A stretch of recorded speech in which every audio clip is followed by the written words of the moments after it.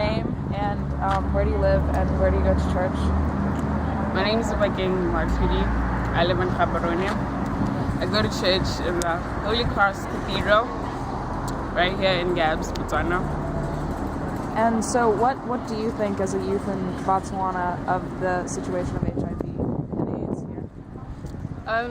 I think there's been a change in that back then when people didn't know much about it, the numbers of infected people were escalating. But after people got educated and they got to know how they can get the disease and how to prevent it, the numbers went down, which just goes to show how important educating people about it is. So what measures do you think have been taken here and which do you think have been effective? There's the measures of going into schools, trying to get people when they're very young, it's sort of like trying to drum that into them so it's always in their mind when they're doing what they're doing. So there's been measures of trying to get them to reduce the alcohol abuse because that's when people do things that are irresponsible, trying to get them to let go of the drugs, and then trying to get them to have protected sex. There's this thing of ABC, abstain, be faithful, condomize.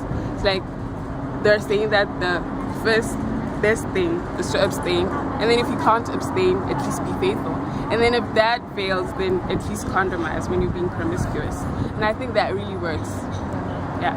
So do you think that the youth of Botswana today, do you think they're fairly well informed? Do you think this education has worked? Well, I don't know if I believe it has worked. I believe they're well informed. I just believe that they're choosing to be ignorant about the whole situation. That's how these numbers are growing. But people know about it. It's everywhere.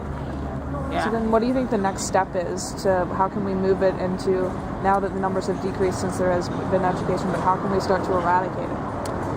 I don't know. A lot of people may not agree with this, but I believe to get it into people's heads, take them into the wards, of HIV patients, fully blown AIDS, so that they see what will happen to them if they choose to be irresponsible. Maybe then to actually see what happens, then they'll get the message. Yeah.